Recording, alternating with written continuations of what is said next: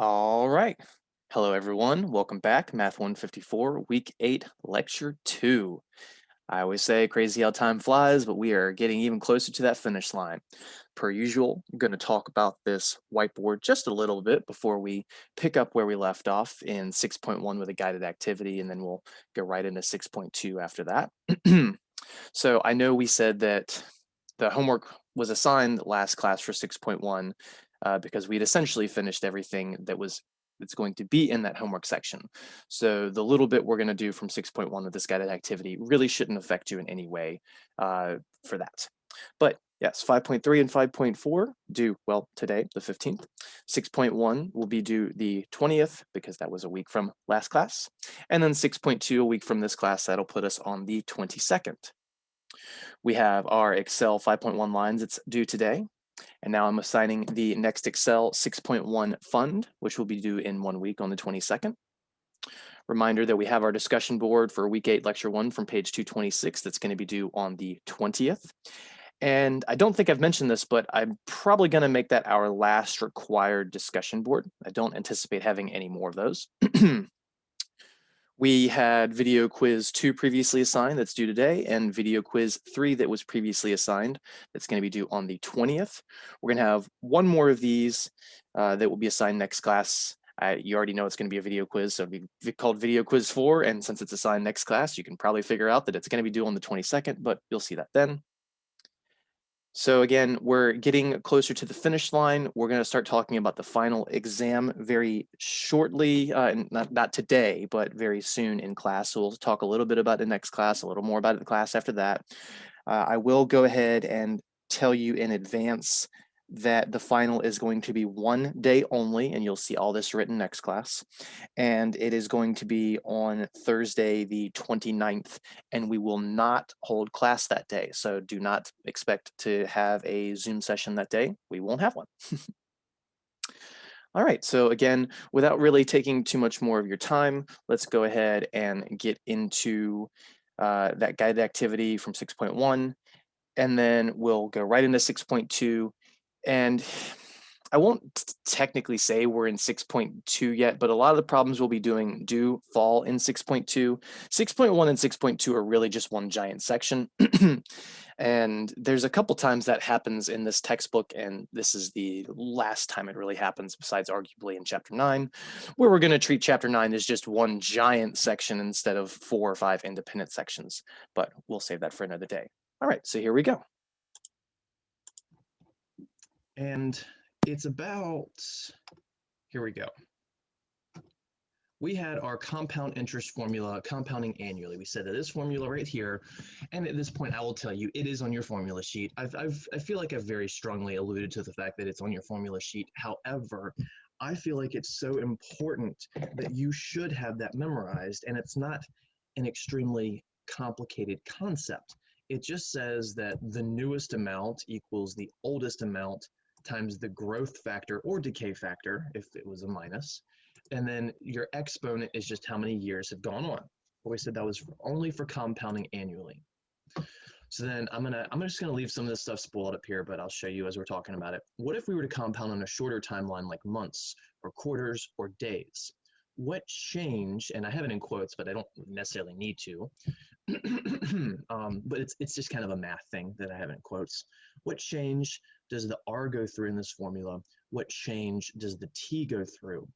And this is something where if we had lots of time in class, we would actually, spend 15 minutes kind of, getting our heads together and talking through this, but we're going to just kind of push it a little more on you. And that hint I would give my students is remember periodic rates.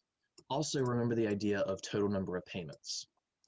So periodic rate is when you took your annual rate and you divided it by the number of periods in that year. So if you were talking about monthly, you would take the annual rate and divide it by the number of months. If we were talking about daily, we would take the annual rate and divide it by the number of days. This is what gives you just a little slice of the rate and the proportionally correct slice of the rate. So if you were going to pay 12% over a year, if you slice that interest into monthly accrements or monthly compounding, that means that 12% that you would have effectively felt over a year, when you only look at one slice of it, is now 1%, because 12% divided by 12 months is 1. Or if you were to look at this as quarters, that 12% divided by 4 would be 3%. So you'd be paying 3% for January, February, March, then 3% for April, May, June, et cetera, et cetera. But you still have that compounding effect, which means that you won't actually pay exactly 12% over a year. You're going to end up paying a little more because that interest is going to compound. So what I was just talking about, how we took the annual rate and divided it by the number of months or number of quarters, whatever, the R in the formula turns into an R over N. That's all you do, is you just take the R and turn it into an R over N. So instead of using an annual rate, you're using a periodic rate. That's the change that you can see. That's not good. All right, sometimes this happens. I'm probably gonna have to close this and open it again, if that actually fixes it. Dun-dun-dun-dun. Thank you for your patience. Chapter 6 notes to share. Nope, that's 8. I can read. Chapter 6 notes to share. Where did they go? I hope I didn't accidentally save that. There it is. Please. All right, there we go. Got it. So this R turns into R over N, so that we go from an annual rate to a periodic rate. That's what I was just talking about. It's the periodic rate instead of the annual rate, which is why the R turns into R over N. Now, the other thing is, we say, what about the time? This was supposed to be the number of times that you compound, which if you're compounding every year, it's the number of years. But if you compound every month, 1 year means that 12 compounding intervals have passed by, which means the exponent would be a 12. 1 year, if you compound monthly, the exponent's a 12 because there's 12 months in 1 year. So that's why I said, think about the number of payments. So if you have a loan that you borrow for 1 year and you pay it monthly and you pay the whole thing off in 1 year, that means you would make 12 payments. 12, which is the number of months per year, times the number of years you pay, 1. Or if you have a 2-year loan, you'd be making 24 payments, 12 times 2. If you have a 5-year loan, you'd be making 60 payments, 12 times 5. So the exponent goes from just being the time in years to being in t, which n is the number of periods per year, t being the number of years. So again, the exponent is really the number of times you compound. If you compound annually, that means the exponent is the number of years. Compounding any less means you have to take the number of years times the number of compound intervals per year. Now, when you're putting these in your calculator, I have this bolded and capitalized, and now I'm red underlining it.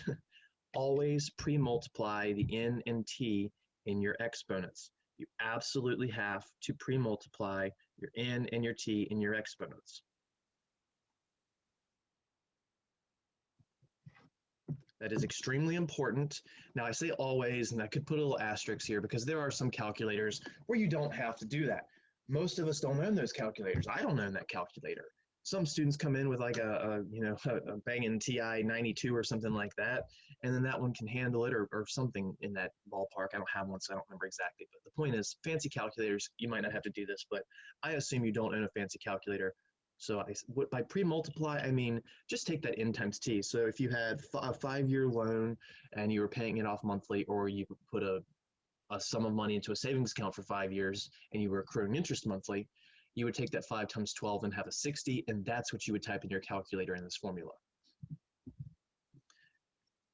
And before I go on to my next example, just showing the difference of using this formula versus the previous one, in Excel, we can see each and every iteration of interest and future value calculations. The formula is just better when we want one specific value in time. This right here, I've already talked about dozens and dozens of times. It's nothing new. So that's why I just kind of like to have reminders here and there, but I don't need to talk about that for 5 hours. All right, so example number, whatever, doesn't matter. Bob, our buddy Bob, deposits $10,000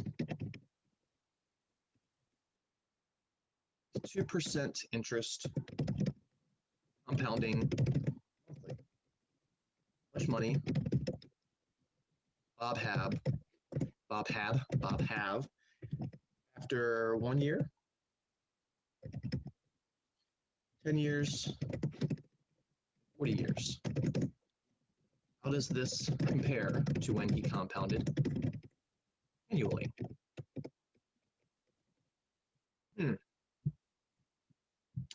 Now, this is a callback, the last question. This right here is a callback to an example I no longer have typed up here, but you should have been taking good notes. Hopefully you have those answers written down. I will write the answers down from previous, so we don't have to go and recalculate them. But this is just going to introduce the idea of diminishing returns, which sounds like a bad thing, but is still actually a good thing. I mean, it's just that we'll get into it. All right, so Bob deposits 10 grand, the same amount that Bob put in our original example, at 2% interest, same as before, but now we compound monthly. This is the only thing that's changing from before when Bob put in $10,000 at 2% interest compounding annually. And we looked at how much he had, like 1 year, 5 year, 10 years, and 40 years, and I'm just skipping the 5 in this instance, which is not a big deal. As a reminder, because we're compounding monthly, we have to use this new formula, which is A equals P times 1 plus R over N raised to the N times T. That's the new formula I gave you, which I'm not even going to hint that you have to memorize. It's on a formula sheet, which, by the way, no, not that. All my things got reorganized. This is your formula sheet. So I'm going to make this available in the next class or two. So you should see it by the time you come back from Thanksgiving break. And these are the finance formulas you'll have for your final exam. You can see that the one I said you should memorize is up there, but still please memorize it because it's a great concept. The one we just gave you is up there, as well as, oh boy, 1, 2, 3, 4, 5, 6 others as well. And we're going to get into all of these over the next couple of weeks, mostly in chapter 9 for the later ones, but we'll see them slowly build up. And you can see a lot of the same familiar pieces, this 1 plus R over N raised to the NT, 1 plus R over N raised to the N, 1 plus RT, 1 plus R over N raised to the NT, 1 plus R over N raised to the NT, 1 plus R over N raised to the negative, but still an NT. So it's kind of cookie cutter, but there's a lot of rearrangements, and that's why I'm not going to make you memorize these formulas in a quantitative reasoning course. There's no reason to memorize these. People in finance half the time don't memorize these. They just use an Excel spreadsheet or something like that. All right, but let's focus on that another day. Back to our example. So let's identify the important bits. $10,000, that's our principal, that's our starting amount. It is extremely important that you understand how to distinguish a starting amount versus an ending amount, because these problems are not always, this is what we put in, and then they ask how much do we have later. Sometimes they'll say, we know how much we have now, how much did we have in the beginning? And there are formulas on that sheet that you use for that.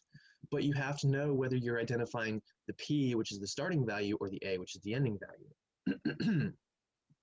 All right, the 2%, that is clearly the R, but we'll go ahead and write that as a decimal since I'm not going to use Excel, and it's 0.02. Compounding monthly, that means the N, the number of times we compound per year, is 12. Quarterly would be 4, semi-annually would be 2, daily would be 365. All right, and then these are our T's. T's, I'm not saying T times S, I'm just saying it's a T, and a T. There's 3 of them, so plural. Those are the 4 numbers we put into this formula, and that's it. So for 1 year, I really hope I don't actually hit save at all.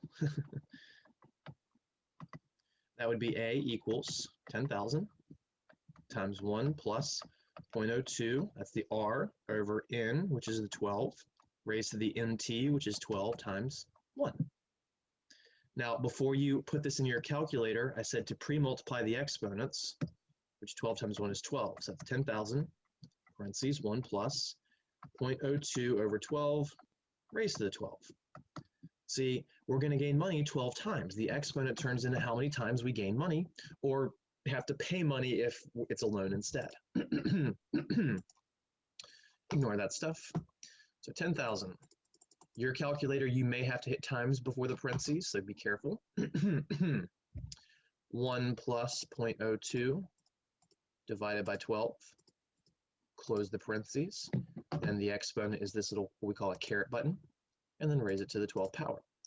I am telling you, you have got to practice this. Don't think that you watching me do this is going to be good practice for yourself. It's not.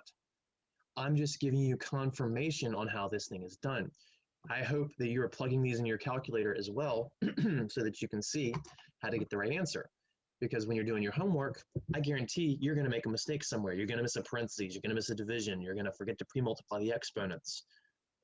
And you might get answers that don't make sense. So 10, 201, 84. Let me do this so I can see the calculator at the same time. All right, so there's how much we have at the end of year one. This is our end balance. How about 10 years in?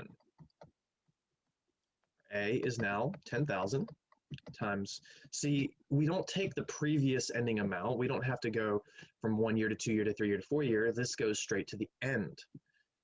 If we wanted to find all the intervals in between, we would have to do it month by month. We would have to say month 2 amount is the month 1 amount times the growth factor, which is really this. This is now your growth factor because your annual rate has become a periodic rate. All right, look at how much of this formula doesn't change. The principal doesn't change, the rate doesn't change, the n doesn't change. The only thing that changes, I'll do it in a red color just to show you the only thing that's changed, is this. The years went from 1 to 10. So that's 10,000, parentheses, 1 plus 0.02 over 12, raised to the 12 times 10 is 120. So I can even just do this. I can hit second enter to recall that function and just change the exponent to 120. Look how quickly I did that. I could have typed the whole thing again. You get 12, 211.99. That's an ugly looking 9, isn't it? There we go, a little better, a little prettier. Now let's do it for the 40 years in. Our future value is 10,000 times 1 plus 0.02 over 12 raised to the 12 times, and again, the only change in this formula is the time, which we're now 40 years in. 12 times 4 is 48, so that'll be 480.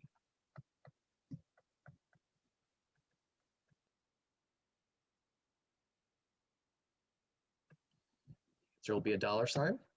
I can hit second enter, and I can just use my arrows to move around and change the 120 to a 480. Or I could manually retype everything, 10,000 times parentheses 1 plus 0.02. Excuse me, I know I'm coughing a lot today. Divided by 12, close it, raise it to the 480. See, there I just typed everything out again, same answer.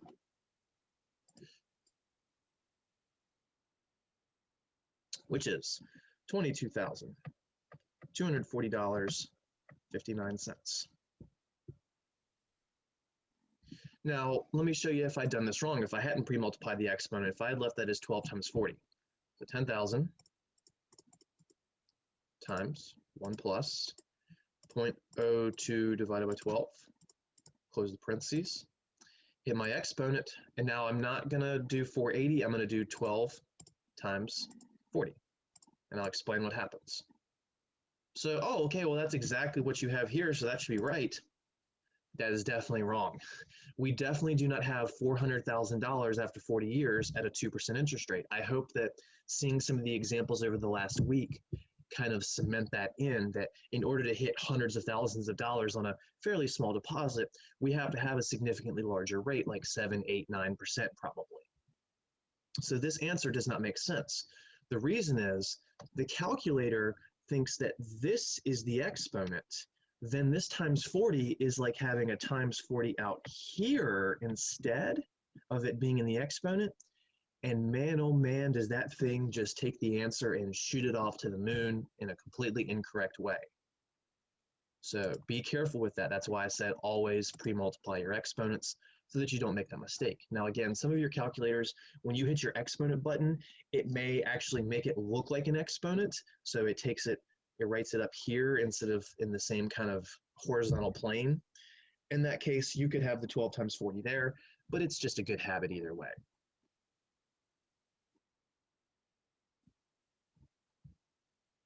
All right, so the second part of this question was, how does this compare to when he compounded annually? So when we compounded annually, just to refresh us, so this was the example we did. I believe we did it either 1 or 2 classes ago. The 1 year number was 10,200. The 10-year number was 12,000. 189.94. And the 40-year number was 22,080 and 40 cents. I just wanted to not have that go off the margin.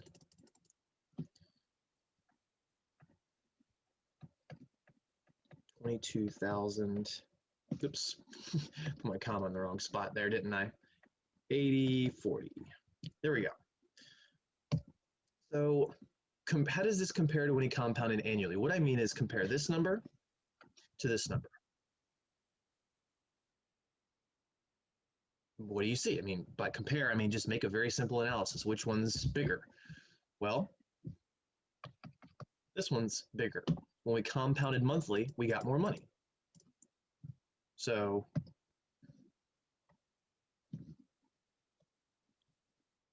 we earned more money by compounding monthly for 1 year. Let's see if that continues on. So look at this. Comparing the 1 year to the 1 year number, we made an extra $1.84. Okay, are we ringing any bells over that? No, we made an extra $1.84. But are we sad that we made more money? No, we made an extra $2. All right, we can go buy a half a Chick-fil-A sandwich with that. Cool, whatever. Now let's compare the 10-year number. 12,211.99 versus 12,189.94.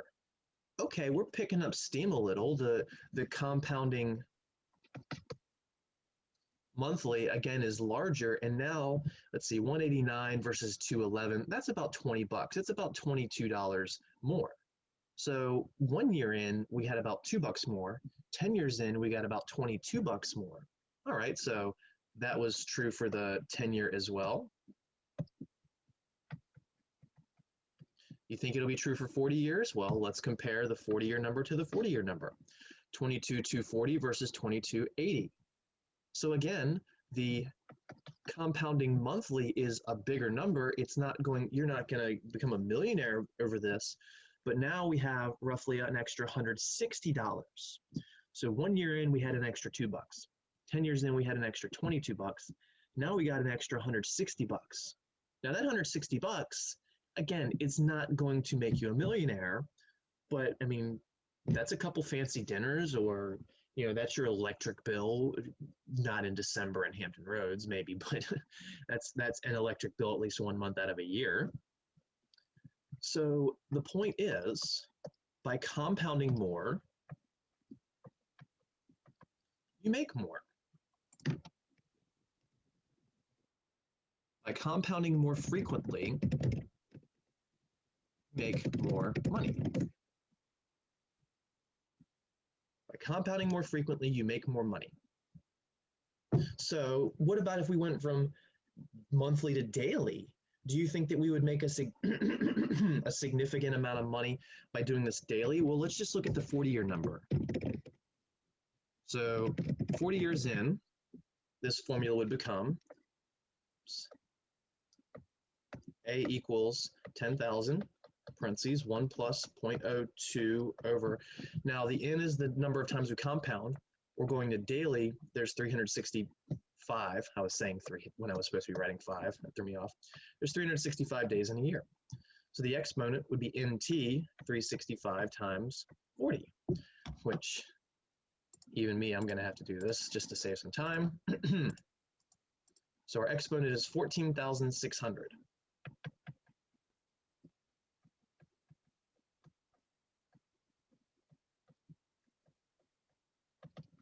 So if we do 10,000 times 1 plus 0.02 divided by 365, then raise the exponent to the 14,600, we get $22,254.92. So 254, now let's compare the compounding monthly to the compounding daily. That's a 4254. You can see it here. So when we went from compounding annually to monthly, we gained an extra 160 bucks. So you think, okay, but going from compounding once to 12 times, that's 11 more times per year, we made an extra 160 bucks. So what some people might think, and I understand why they would think this, is that if you compound daily, you're going from 12 to 365. So that's like 350 more times a year. Like, not exactly like, I'm just rounding. So, oh man, compounding 11 more times a year made me an extra 160 bucks. So compounding an extra 350 times, that ought to make me a millionaire, right? Actually, you make that margin of increase is smaller. You go from 240 to 254, you've only gained an extra 14 bucks by compounding your interest 15,000 times instead of 500 times over that interval. And this is because this 2%, when you pay that out daily, you're making a sliver of a fraction of a percentage. So you're making microtransactions on a daily basis. But at least those daily basis microtransactions do get you a little more money. But it's less money. Going from once a year to 12 times a year, we made that extra 160 bucks. Going from 12 times to 365, we made an extra 14 bucks. This is known as diminishing returns.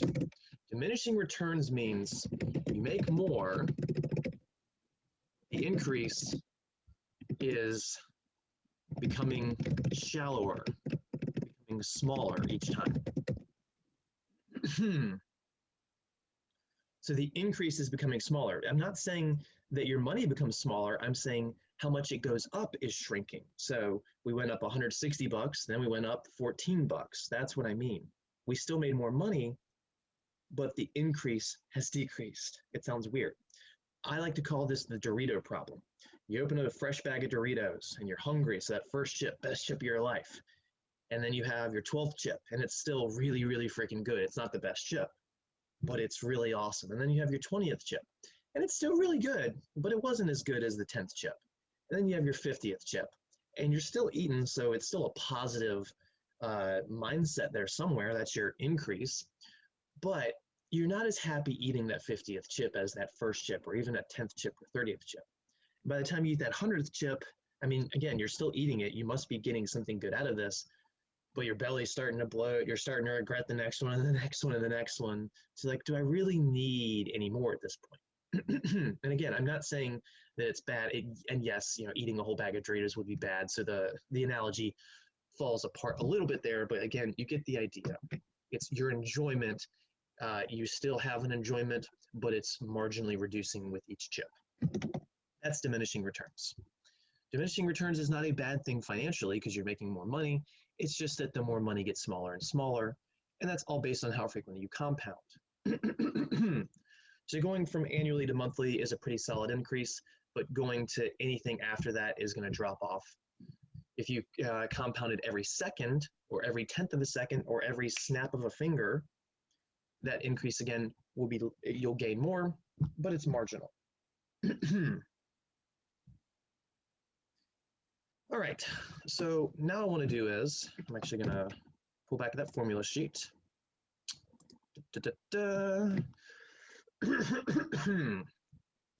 And I'm going to do this. I'm just going to copy paste because I don't know why it's not on this.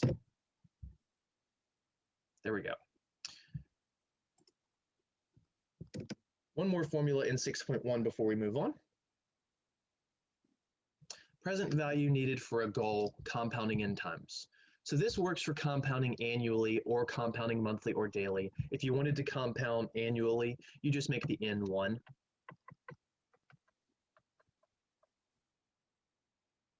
And check this out, if the n is 1, you don't really need to write that letter because r divided by 1 is r. And if your n is 1, you don't really need to write 1 times t because 1 times t is t. So you can actually argue that's a second version of the formula.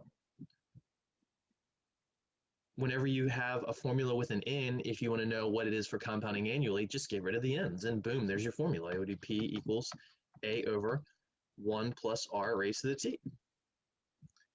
Take a look at that formula versus this formula. If you took this section right here, and instead of multiplying it by the p, you divided it by the a, that's exactly what this formula is. If you, instead of taking this and having it being multiplied by the p, you divide it by the a. That's actually just solving an equation. It's like solving 10 equals 2x. You divide both sides by 2 to solve for x. It's literally the same thing. It's just instead of dividing by 2, we divided both sides by this parentheses, so it makes it seem weirder. All right, but of course in the actual formula, we don't leave the n's blanked out. I was just pointing out what you could say it is for compounding annually, so that you don't have to write over 1 and 1 times the exponent. So it's kind of like there's a freebie formula in there. So this is what you do. You use this formula when what is known is the ending amount instead of the starting amount. You use these formulas when the known is the starting amount, because P is the starting amount. When you know the starting amount, you use this formula. When you know the ending amount, you use this formula because A is the ending amount. You want the letter that's by itself, you want the letter by itself to be the thing you don't know. That's what's important, and this is the number one mistake that students make with these, is they don't take the 5 or 10 extra seconds to determine whether the $10,000 I give you is the starting amount or the ending amount. Half the time, they just assume it's the starting amount. Context is key. So the problem will make it very obvious if you pay attention whether the 10,000 or 53,000 number they give you is the starting or ending amount. So let's try out an example. I don't know why my font is so ridiculously big.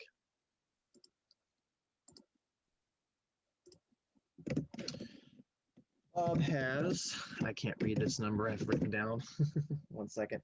It's $37,000.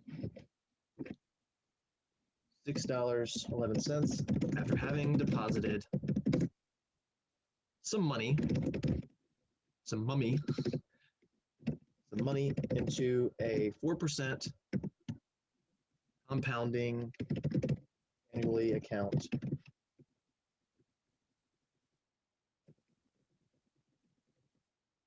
for 10 years.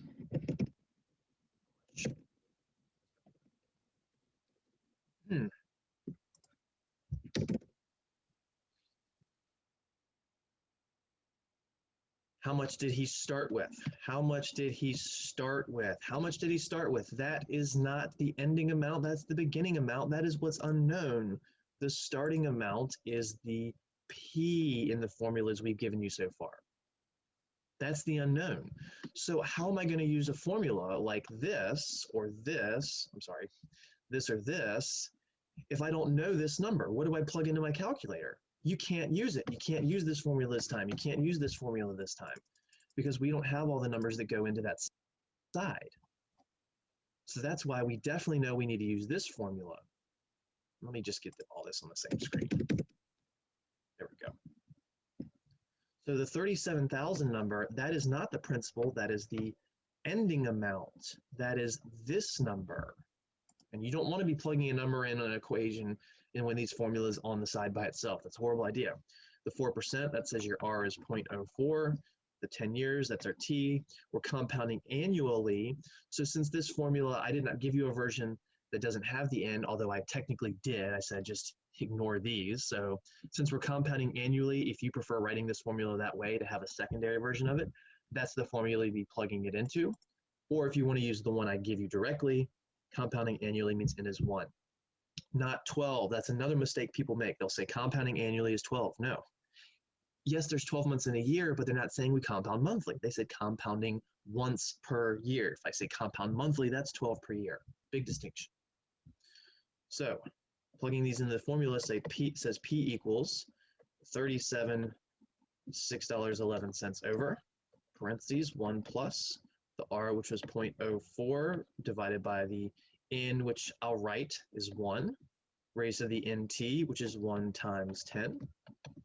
So that's $37,006.11 over 1 plus, I don't really need to write the divided by 1, even though it's still okay to be there.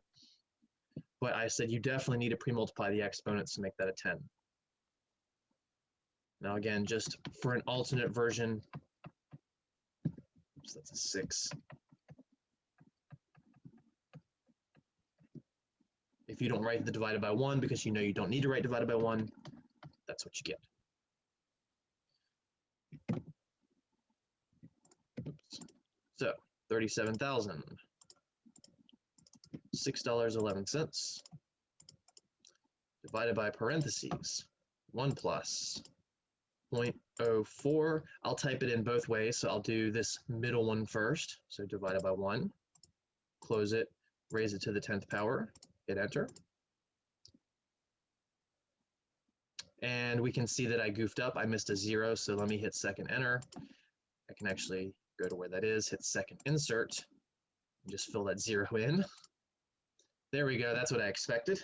Putting $2,500 away for 10 years was not going to turn into $37,000 at 4%. I knew that was a mistake. I looked at what I typed in, I saw my missing 0 because this calculator lags. If I was doing this in person, I would have never made that mistake. If you type it in the right way with the little asterisk, by right I don't mean correct, I mean the far right side, 37,006.11 divided by parentheses 1 plus 0.04, close it, raise it to the 10th, you'll get the same answer. Now if we compounded monthly, we definitely would have needed the fraction and then the divided by 12. The exponent would have been 10 times 12, which is 120. But you can see rounded the nearest penny, we started with 25,000. Ooh, that was wackadoo. How that happened, but that's all right. There we go. I might not be able to say I might have to say that 6.2 homework due date's going to change. I forget how much material is in 6.1 every year I teach this class, every semester I teach this class. So this is a big difference. Now, how could you know that you did this wrong? What if you used the wrong formula? What if you used the wrong formula? What if you did this? What if you used the A equals 37,006.11 times 1 plus 0.04 raised to the 10?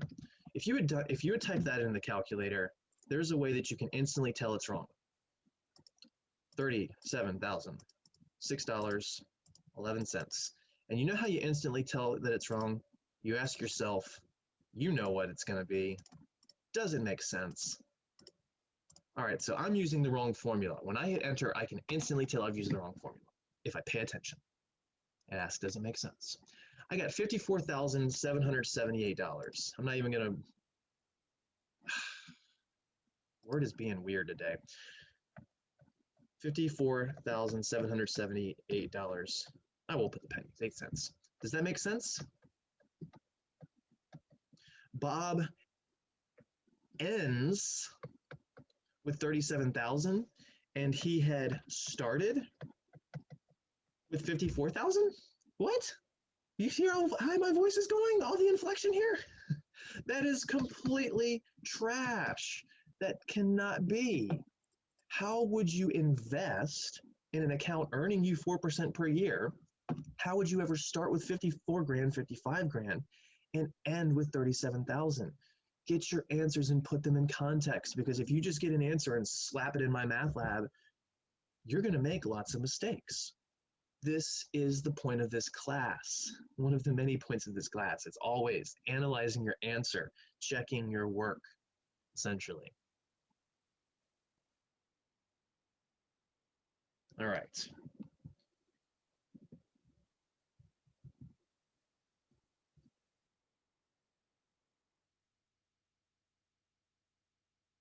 and I'm looking for something.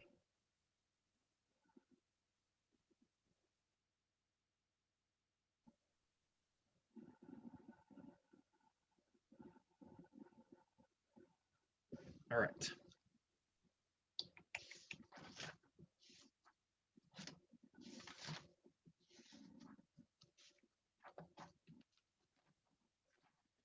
Last formula of the section. I was just making sure that it was in this section because they a year ago they reorganized what formulas in what sections. Some of these used to be in like chapter 9.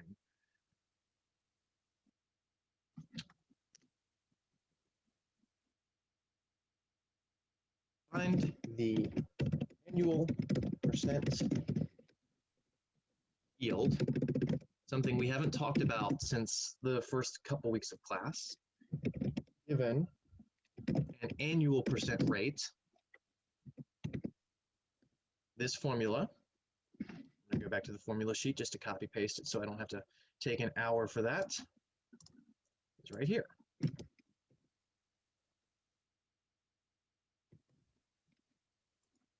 To find the annual percent yield, which we've called APY, annual percent yield APY, this is what we call an effective rate.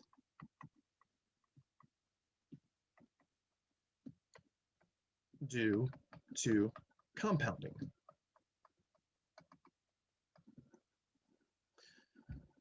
Compounding.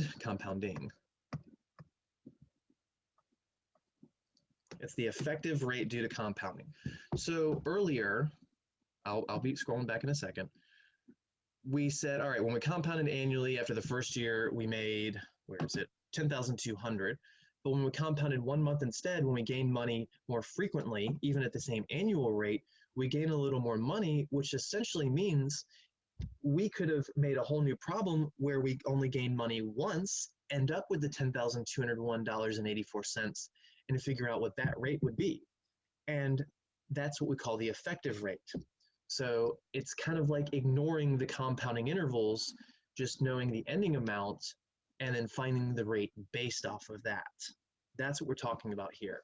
It's saying that this number right here, if instead of compounding 1 time per month, if you just compounded only once, what would the rate need to be to make that extra $1.84?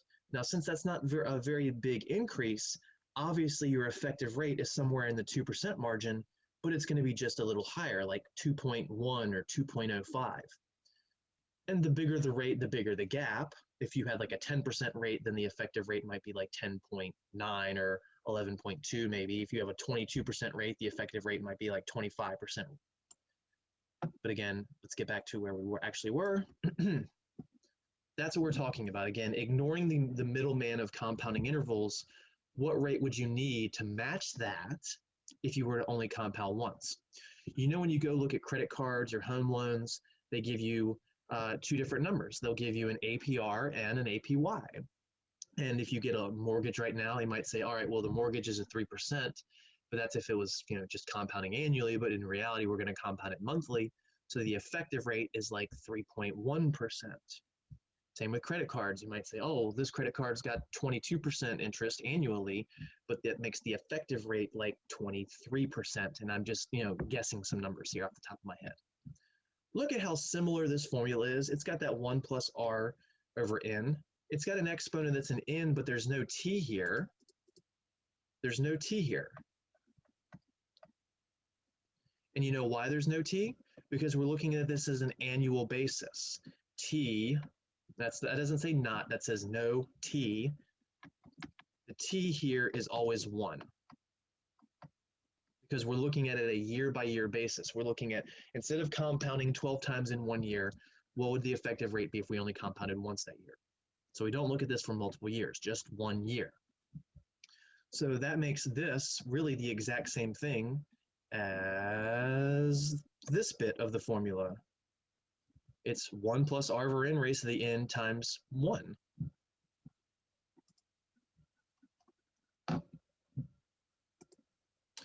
There's this extra -1 here, and there's no p in front of the parentheses, so that might throw you off. Do you have to memorize this? No. Do you have to know how to use this? You bet you do. So it's just there's nothing that goes in the front of the parentheses, and then there's a -1. So let me explain what the -1 does. We're never going to derive these, but I like to at least partially explain them. You're going to be getting a decimal value out of this.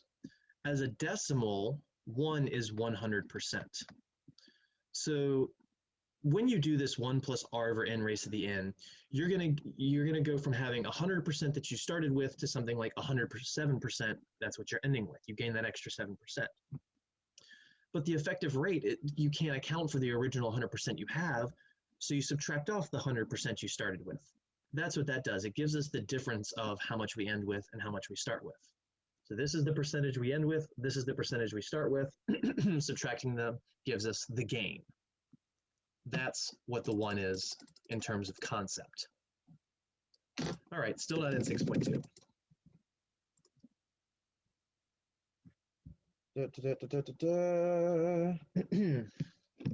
Example. Bob deposits money, not telling you how much, into an account that accrues interest monthly at 12% APR. What is his effective annual rate, aka the APY? EAR, APY, same thing. Some people might go EAY for effective annual yield. Some might say effective annual rate. Some say annual percent yield. They are all the same thing. All we got to do is use this formula. We don't need to know how much money Bob deposits. That's the cool thing. The amount you deposit does not affect the yield. That's why when you look at a credit card, they can give you both those numbers. It doesn't matter how much money you put on it. That's when you get a mortgage, they give you those two numbers. It doesn't how much money you borrow. The yield has nothing to do with the deposit amount. It just has to do with two things, your annual rate and the number of times you compound. So our APY, I should be doing this in blue. Doesn't technically matter, but well, the R would be 0.12, and we're accruing interest monthly, which says the N is not 1, it's 12. That's the two numbers we're slapping in here. So our APY is going to be parentheses 1 plus 0.12 divided by 12. They don't have to be so symmetric. I just did that because this relates to an example we did at the very beginning of the semester where we were calculating APY in a different way. We actually took the ending balance, subtracted the starting balance, and then divided them. I'm sorry, I said subtracted. Why did I do that? We took the ending balance and divided it by the starting balance, and then we converted it to a percent. And then raised to the n, which is 12, and a -1. I don't have to adjust anything here. I don't have to pre-multiply an exponent because there's no multiplying in the exponents. We just go parentheses 1 plus 0.12 divided by 12. Close the parentheses, make an exponent to a 12. Now, if you have a calculator where your exponent, it's smaller and above, you might have to hit the right arrow to get out of that, just fair warning. I don't, though, because it doesn't make it a fancy thing. This is not a fancy calculator. So then -1, and we get 0.126825, blah, blah, blah, blah, blah. That's not a percent. We got to convert it. We got to multiply that by 100, move the decimal right twice, whatever. So it's 12.6825%. Let's say I round to 1 decimal place. So that would make it 12.7%. Actually, I take that back. Let's go 2.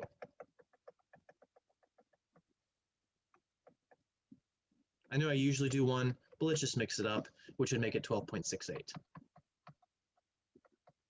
And if you go back to that TV loan problem that we did together in class, we calculated an effective rate or an annual percent yield of 12.68. See, if you only gained interest once over the year, you would gain exactly 12%. But because we gain money 12 times instead of once, that means effectively we're earning 12.68% over a year. So if Bob deposits $100 in, instead of just getting $12 for free, he's going to get $12.68 for free. Now, depositing $10, obviously that wasn't a big change, but let's say Bob deposits $100,000. That extra 0.68% can get you a few extra bucks. That's a little more significant.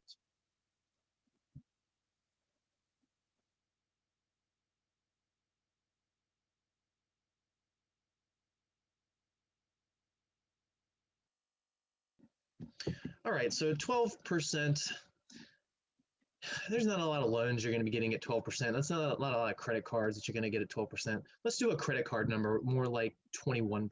So credit card, he's not depositing, he's getting a credit card. And they say the APR is 21%. What is the APY? Now, credit cards, all credit cards accrue monthly.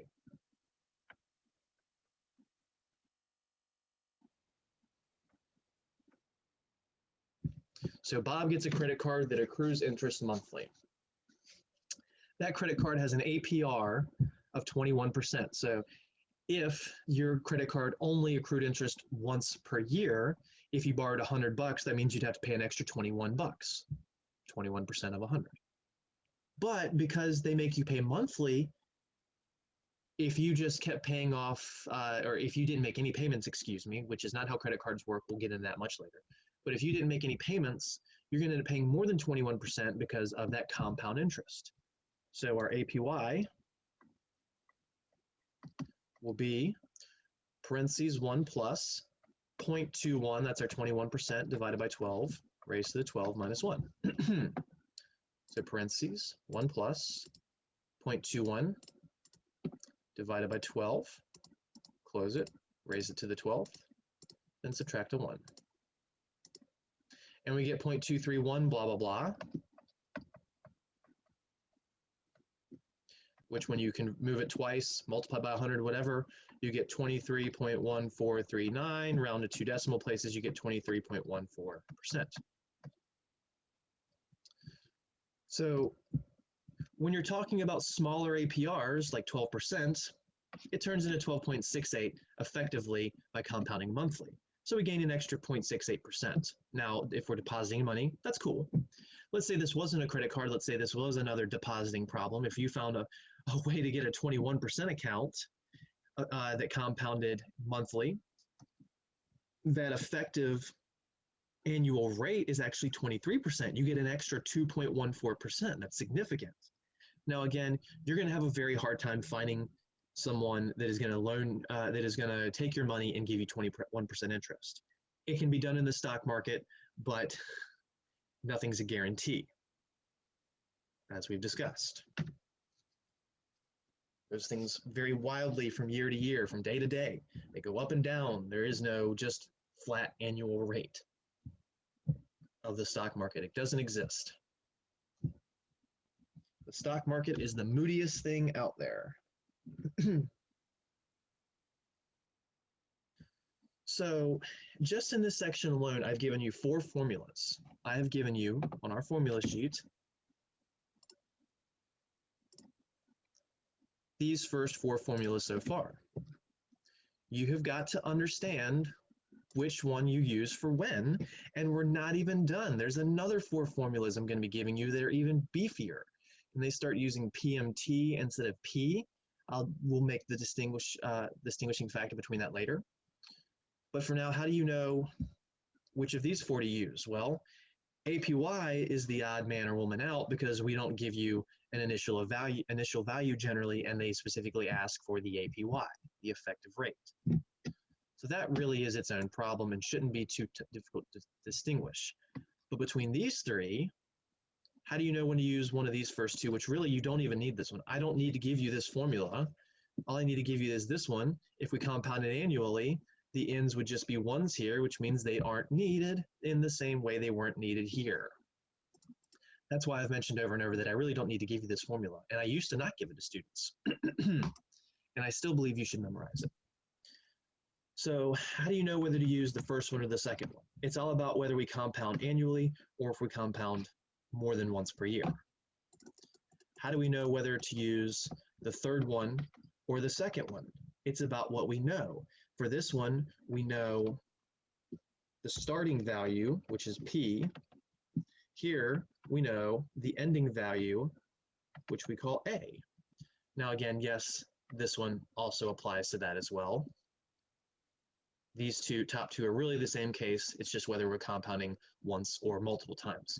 And again, I could have given you a fifth formula here for this to be once, but at that point we just don't. So you got to know which one to use based on what you have and what you're asked. You might be thinking, well, Mr. Beckner, why would I ever do a problem where I have the ending amount and I want to know the starting amount? All right, well, 30 years from now, after you left your money sitting in an account that earned 3% interest over and over and over and over and over, and your bank has changed names 3 times and they no longer have your records, maybe you're curious what you started with. You know you've got $57,911.12. What in the world did I start with? There's a context of a problem where you would know the ending amount and be curious what the starting amount is. Boom. All right. I don't want to leave any of this. I wish I could just hold that undo button. Go. Now we can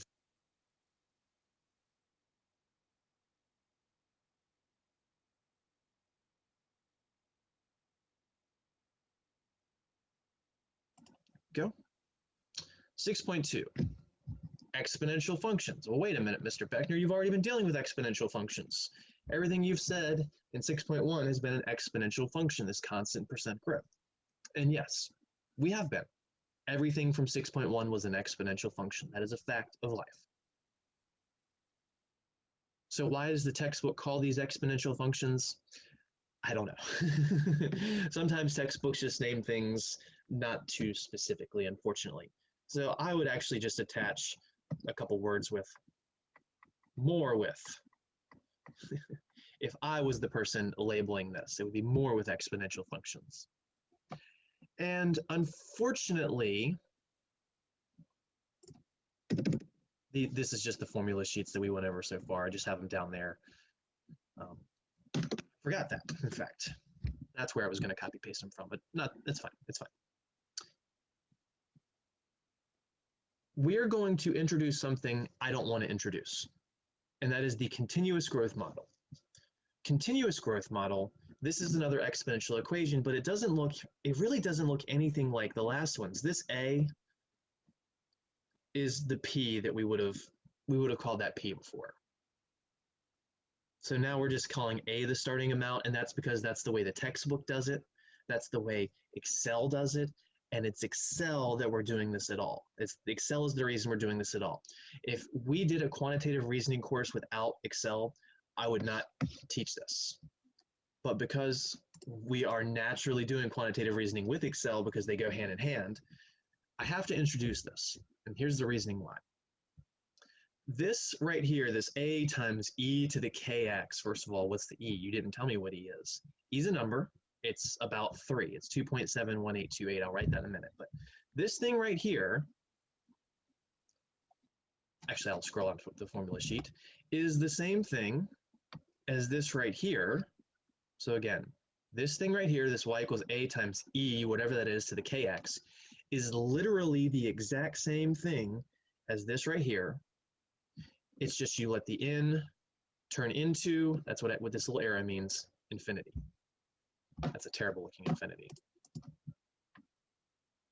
So instead of compounding annually, instead of compounding quarterly, instead of compounding monthly, instead of compounding daily, instead of compounding every hour, instead of compounding every minute, instead of compounding every second, instead of compounding every snap of a finger. In that little snap of a finger, when I compound continuously, I have just compounded interest billions and trillions and quintillions of times. Boom, there's quintillions of interest. Boom, there's quintillions of interest compounding. Boom, there's quintillions of interest compounding. So in calculus, you learn that this thing, when you turn that into the largest number in the world, infinity, it turns into this thing somehow. We're not going to worry about how. We just get the formula and it's on your formula sheet.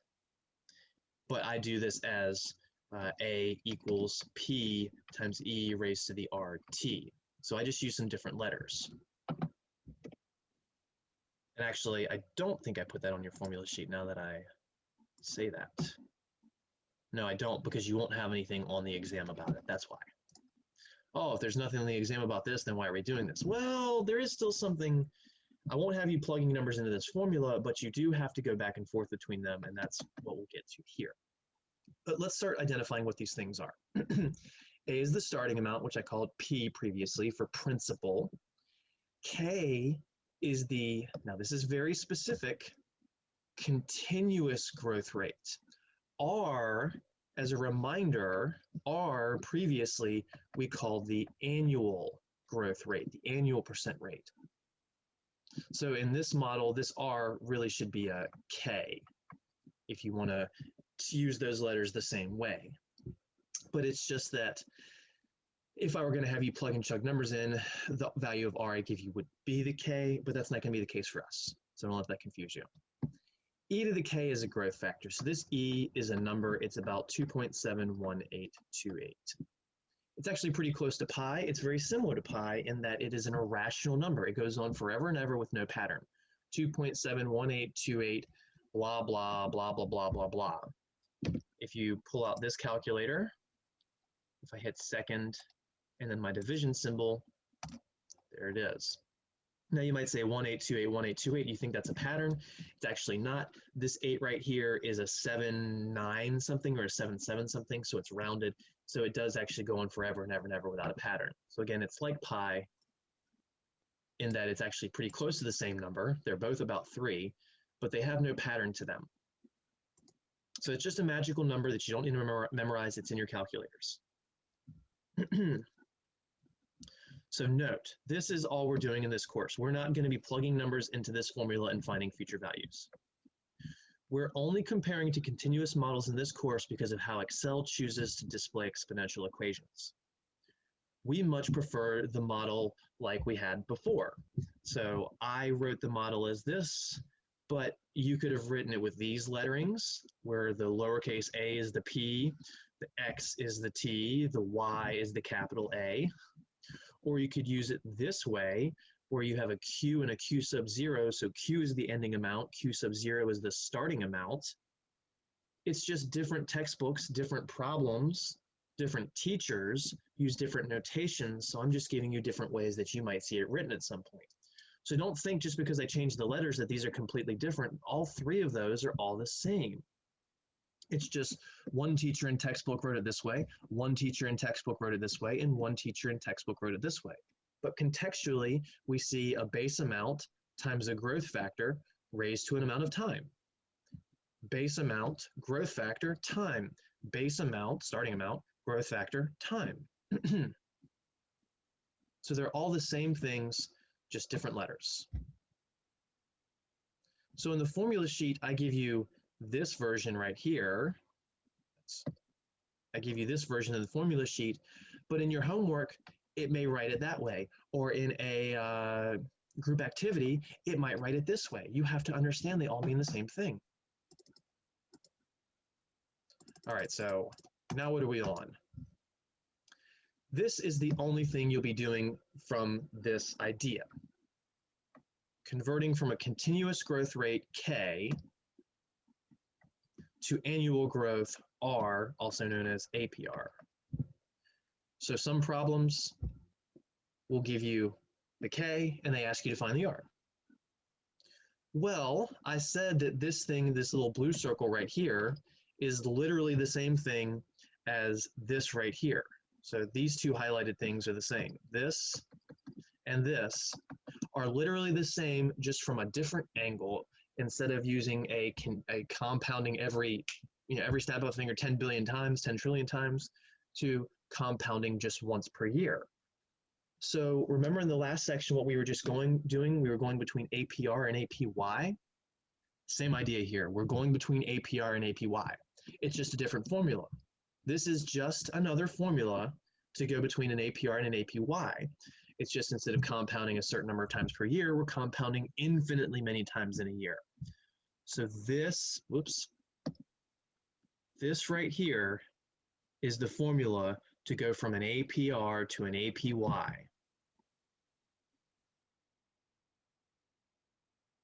So I'm not giving this to you on a formula sheet. This is something you have to remember. You have to remember that e to the k is the growth factor in one version. Then the 1 plus r is the growth factor from the other version. So you just set the two things equal to each other. So again, you must memorize this idea. It is not on your formula sheet. It is just setting one growth factor equal to another growth factor. This left side is the growth factor continuously. This right side is the growth factor annually. And we have seen that 1 plus r over and over and over and over and over. All right.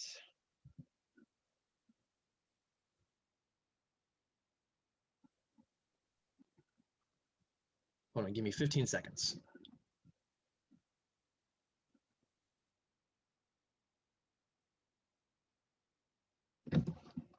All right.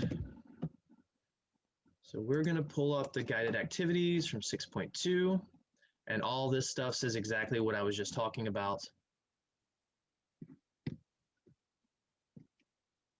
Here we go. Guided activity 1, continuous versus annual rates. Again, the only reason we're doing any of this is because in Excel, remember how we showed you how to display the linear equations?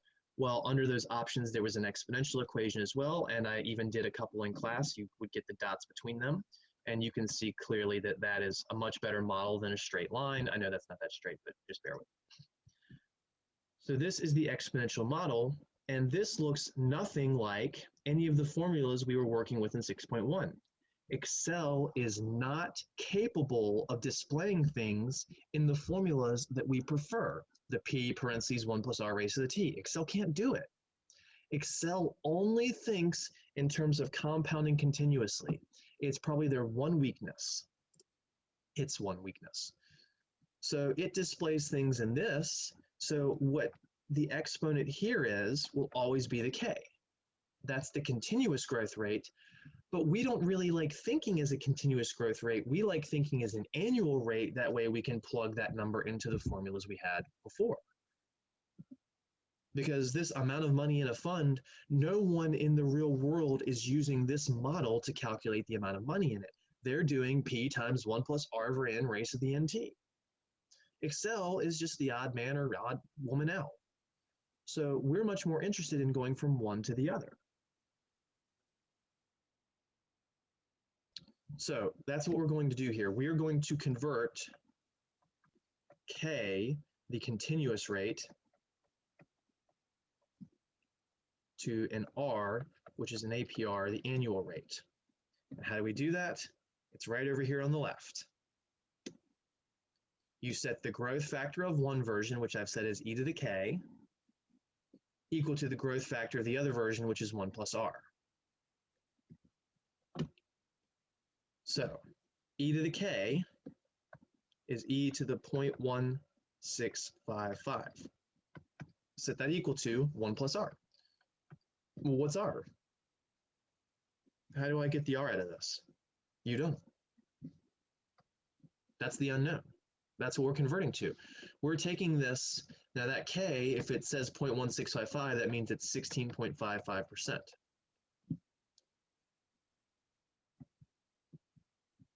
But this e with that exponent number, that's the actual growth factor, and just to convert it to an annual, all we do is set it equal to 1 plus r. How do we do that? We subtract 1 on both sides. And then you just stuff all that in a calculator. Move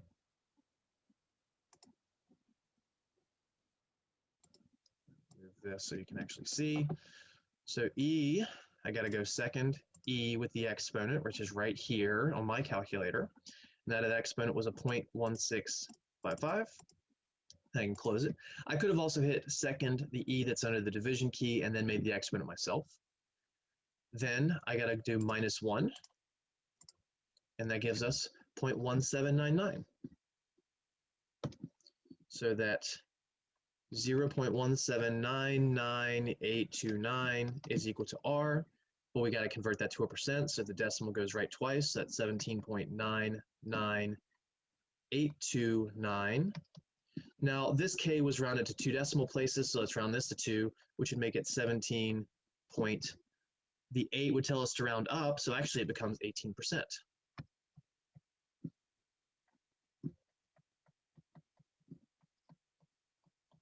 So a 16.55% rate that compounds continuously.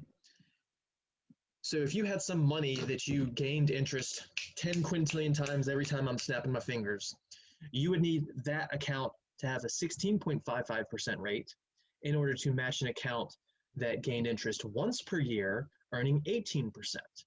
That's the association here. So again, that's the effective annual yield. So 16.55% compounding continuously has an effective annual yield of 18%. So if you just gain money once every year, you need 18%. If you gain money, again, 10 quintillion times every snap of a finger, you need that effective rate to be 16.55%. That's the conceptual difference there. Now, this example, we went from K. We started with the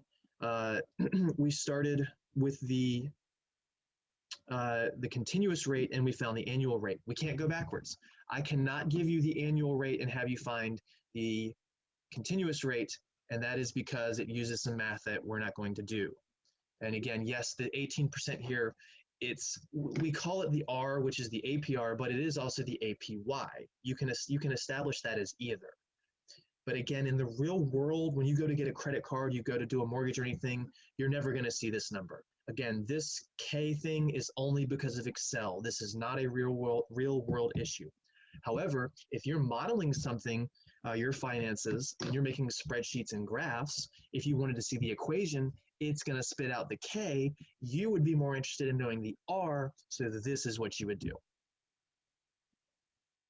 All right. So let me clear my screen. Let me scroll and see if there's anything else I need to do in 6.2. I think that's it. 6.2 is a really short section because 6.1 is so long. Let's do one more of those and then we'll call it a day. I might take an extra minute of your time. All right, US population. So here, this one.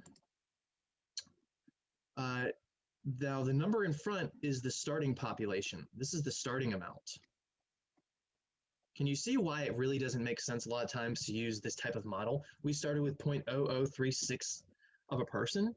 What? That's just weird, but we don't need it for this problem, so just ignore it. What we really need is the K, which is the exponent number. Now, if it's negative, that would mean that we're going to be decreasing over time. We would be losing. And while I'm not going to have time to do example 3, please look at it on your own time on page 232. Please look at example 3. You'll see a negative K. You'll see that this thing is going down instead of up. And that's called exponential decay. All right, so the K is 0.0126. So we're just setting that growth factor equal to 1 plus R. So we go e to the 0.0126 equals 1 plus R. We subtract 1 on both sides. And then we use our calculator to get that number. Second, e with the exponent, 0.0126, close it, then a minus 1. So that will be the answer as a decimal. So R is 0.01267797. Let's move that decimal right twice, so it's right twice, so 1.26797. And that's our percent, but we want to round this to 2 decimal places, which is 1.28%. That's our effective rate, which we're also calling an APR here. So the APR is the EAY is the APY when you're comparing continuous to annual. Now the K as a percentage was 1.26%. The R was 1.28. These are so close to each other. You know why they're close? Because we started out with a much smaller value. Remember I said earlier, effective rates are much closer to the actual rates when you're dealing with like 1 and 2%. When you start dealing with 20 and 30%, they start having more space apart. Like the last example we did with number 1, where the K was 16.55%, but the R was 18%. So the larger the rate, the further those two things are apart from each other. Now again, Nobody in the real world is going to be talking about population growth as a continuous model where it started with less than one person. It just doesn't make sense as a model itself. But Excel, that's just the only way it can think. So it kind of it kind of manipulates the numbers into a different model that's more advanced than what we need. So again, this idea is not something we're going to see in chapter 8 or 9 again, but the idea of converting from one rate to another, we will see, because if you do modeling on your own in Excel, it's going to spit out numbers like this if it's exponential growth.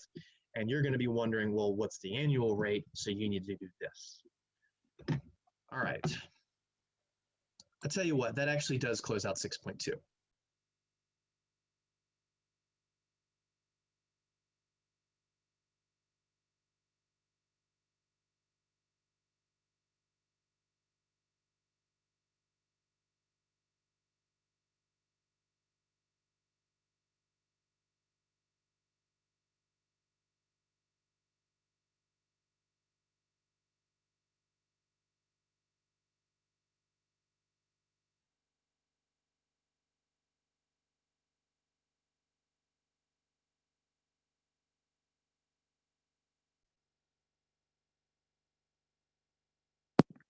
And after a quick little memo about something from chapter 6, we will get right into chapter 8. So also anything covering average rate of return, that's in, I think, the last section of chapter 6. That's one of the sections we skip because it's a kooky, crazy formula involving what we call an nth root. Now, I know that y'all know how to do square roots, but I don't know that you've been taught how to handle what we call the nth root, which is like a cube root or a fourth root or a fifth root. And yeah, it is what it is. It's a really awesome formula. But if you see any of it in the homework, we didn't cover it in class, so you skip it. If for some reason it's on a test question, which it wouldn't be, then you'd skip it. So again, we can get APY, annual percent yield, given an APR, but we can't find APR given an APY based on what we've been taught. I gave you a formula for APY last time, and when I gave that formula, I said, we can find APY given APR, the annual rate, but we can't do it the other way because it involves something called a natural logarithm. Or sorry, not a natural logarithm, just a logarithm. And we aren't teaching you that in here. It's not part of our curriculum. So we don't do it. But the formula I gave you last time doesn't involve that stuff, so we can do it. So again, if you're given APR, you can find APY, but not vice versa. And I meant to pull up the text example. That's cool. I have this open still, because we're going to need this. Okay. And we'll get into this a little bit in just a few minutes. So chapter 8 is all about curve fitting and correlation. That's the title of chapter 8. Curve fitting and correlation. So we've already seen some of these ideas, and I've already mentioned the R squared concept in the past. So we've had, you know what, let's not even do it as a two-dimensional setup. I mean, as a full plane setup. Let's just say we had some data, and all the data points look like this. And then we say, all right, well, we type that in Excel, we get a scatter chart, and then from there, we say, all right, Excel, make an equation for me, and we say, make a linear model, that line of best fit that we've talked about. And Excel probably makes something like this. What? That was weird. So Excel makes that the line of best fit. But as we're getting into exponential growth, our data might look something more like this. And again, the real world data, not necessarily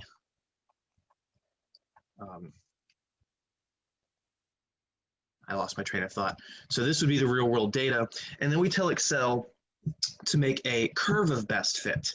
And when Excel makes that curve of best fit, it probably looks something like this. Now, they might still call it a line of best fit because of the method name, but it's a curve, so I'd call that a curve of best fit. That's when you do a exponential linear regression model. And that just sounds silly because lines and exponentials aren't the same thing. But if you did a line of best fit, the line of best fits, as we've seen, ends up looking something like this. And I'm going to erase all of that in just a second, because you can see that these data points don't model very well. These data points don't model very well. So you don't really want to model things that look like exponential trends in a linear trend. And that's an important concept if you're going to be modeling data. It's one of the things that we like you to be able to do as QR students. Can you look at a pattern and tell, hey, should you use a line of best fit? Or maybe you do need a curve of best fit, probably exponential.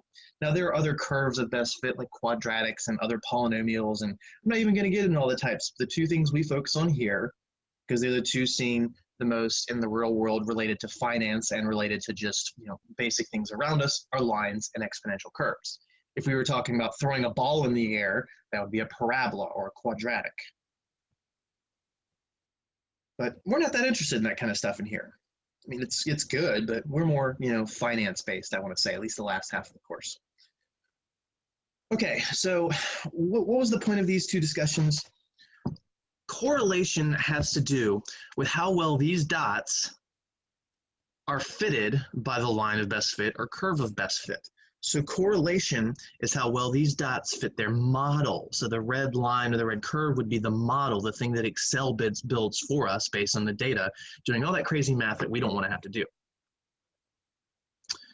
So the first thing we have to get into in this discussion is probably, I don't want to say the most difficult to discuss, because it's not that difficult to discuss, but it is extremely difficult to prove a link between these two things.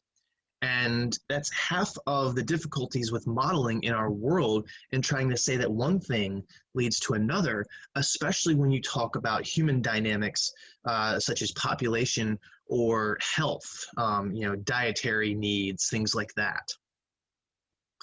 So again, holding off on the C example, I should have that a little lower. I need to edit this file. That's okay though. So correlation versus causation. What are they? How do they relate to each other? How can we say one leads to the other? Okay. Causation, the root word there being cause, because of this, something else.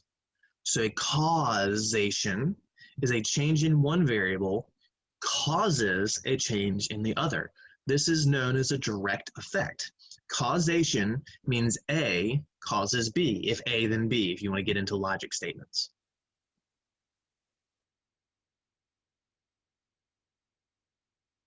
So causation, a change in one variable causes a change in the other. And when I say variable, I just mean a change in something. So for instance, I have a glass of water next to me. If I pick up my glass of water and I drink it, I'm hydrated. So the glass of water and me drinking it, that would be a change. That would be me, hey, say, I wasn't drinking water. Now I will.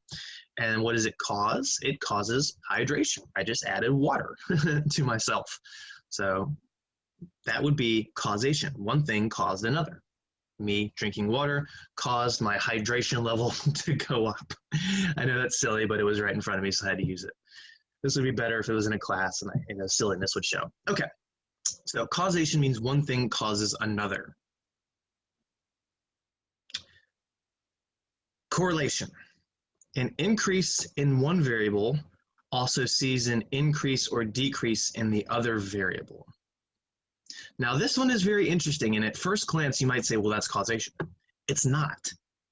An increase in one variable also sees, it doesn't say causes, it just says that you also happen to see something else increase or decrease consistently. So whether it could be one thing goes up and the other thing goes up, or it could be one thing goes up and the other thing goes down. What you want to see is that being consistent. So that's kind of related to being proportional or inversely proportional. Proportionals means if one thing goes up, the other goes up. Inversely proportional means as one thing goes up, the other goes down. So correlation is two sets of things kind of obeying the same pattern, but not necessarily one thing is causing the other.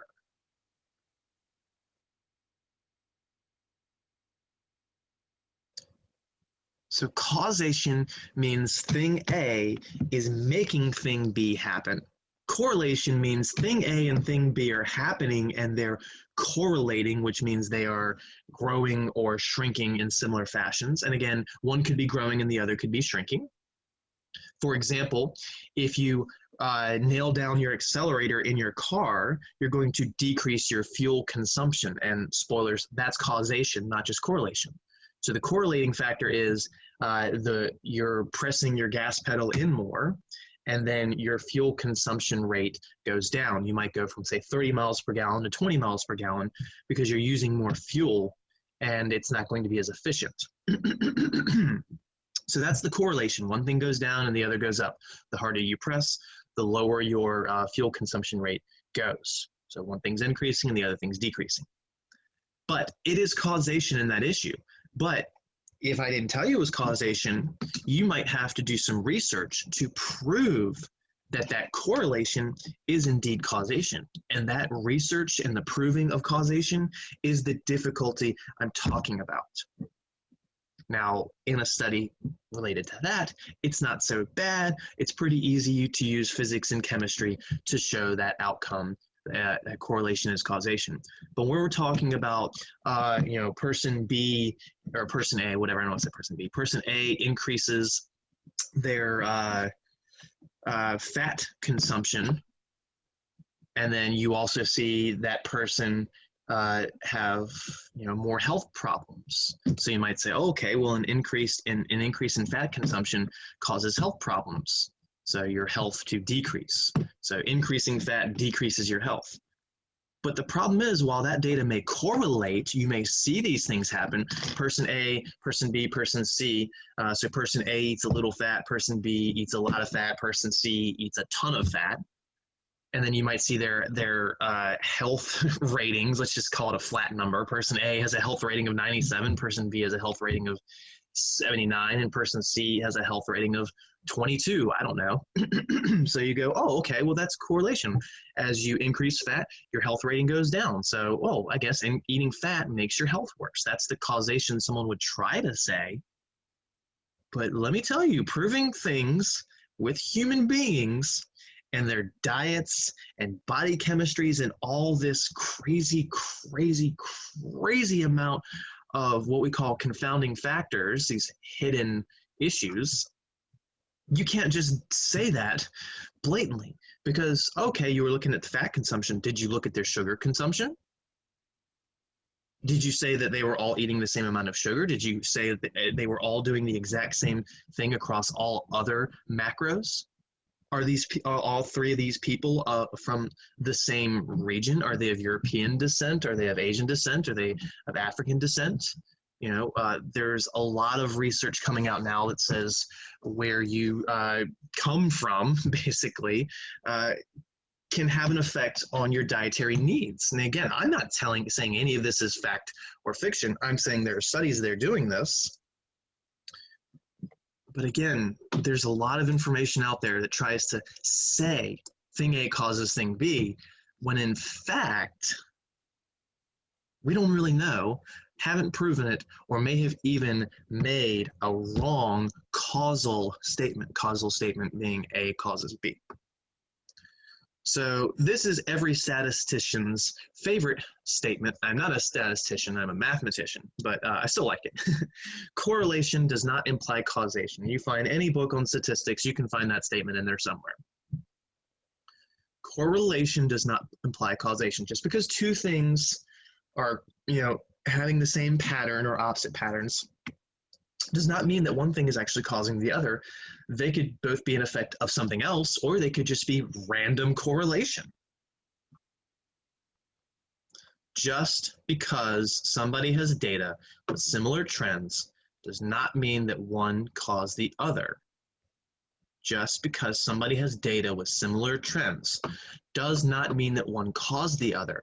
They can correlate, but it doesn't have to mean there's causation. So again, holding off on the Walmart example, I like this little silly, example I'm about to do. So here's an example of correlation versus causation. Since the 1800s, the pirate population has been steadily shrinking.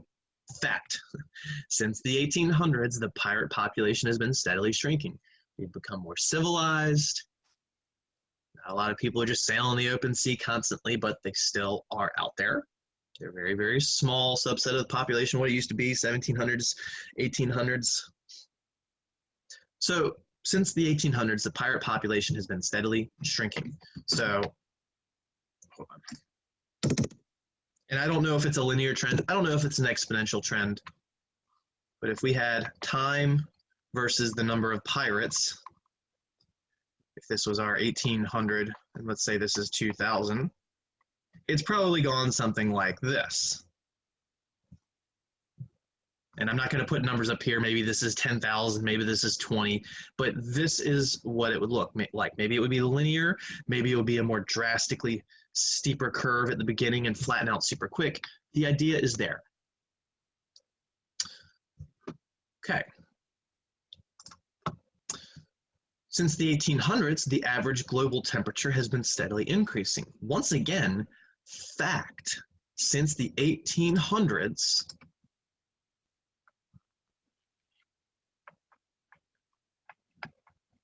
our global temp has been steadily increasing. So maybe the average global temperature was, I don't know, 60 degrees Fahrenheit back in here. So we'll call this 60. And again, I'm not actually putting a number up here because I don't know the average global temperatures. I didn't look them up. It's not the point of this. And over time, a lot of people would say due to humans being on the planet, but that causation effect is very, very heavily studied. Anyways, we're not talking about humans. Over time, that temperature's slowly increased. Now, maybe this is 60 versus 62. Maybe it's 55 versus 80. But again, the point is it's increasing.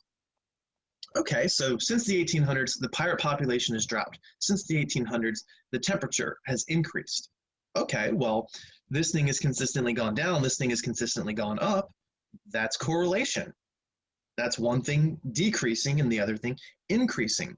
So what someone might do on some fake news, Facebook media, whatever, is say, thus pirates cause global warming. OMGZ, LOL, BBQ, if you can't figure out what that stands for. Again, the whole point of this problem is silly. The Z doesn't actually stand for anything. Zany, if you will.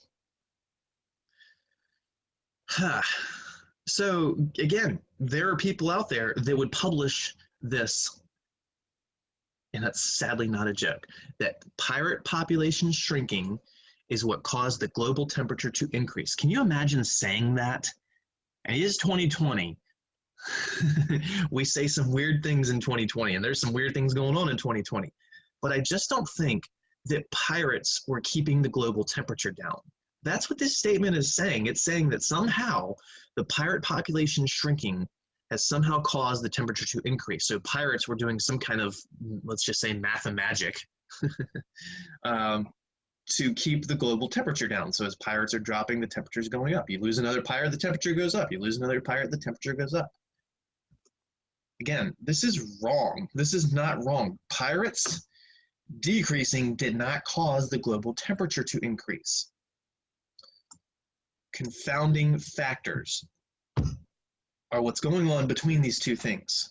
These are the real, often hidden variables behind correlation. And then again, more silliness. I don't know why I got so silly in this chapter. I just felt like it. I know confounding factors sounds like a Scooby-Doo term. If it wasn't for those confounded teenagers, I'd have gotten away with it. So no, that's not what that is. Confounding factors are the actual causation factors. But they're often hidden, and again, this is what researchers spend their time trying to find, the real link, the real cause. So why did the pirate population shrink? What are the confounding factors there? And again, we were using the pirate shrinking as the dependent variable before. Now I'm calling it, as the independent. Now we're calling it the dependent. So you might say, okay, well, what caused the pirate population to shrink? Maybe it was human beings becoming more civilized over time, human beings having cities and living in denser areas and stuff like that. What caused the temperature to increase over time? There's a lot of theories that say our pollution has caused it to increase. Some people might argue that just having an increased population of people here altogether is causing it because we have so much more density versus before. Maybe it's the cutting down of the trees. Maybe it's all of this stuff. And again, I'm not saying that it's A or B or C. I'm saying, hey, these are things you have to think about. But it's definitely the blue thing didn't cause the red thing. There's a reason pirate populations are shrinking over time. There's a reason the global temperature is going up over time. And some people might say the human beings aren't having an effect on the global temperature rising. Some people might say it's just the Earth and its natural waxing and waning, if you will, in terms of global temperature. We've had ice ages, we've had hot ages. Maybe it's just a fluctuation there. But then you'll get some people saying, well, this fluctuation is happening really quickly versus in the past it happened over long periods of time.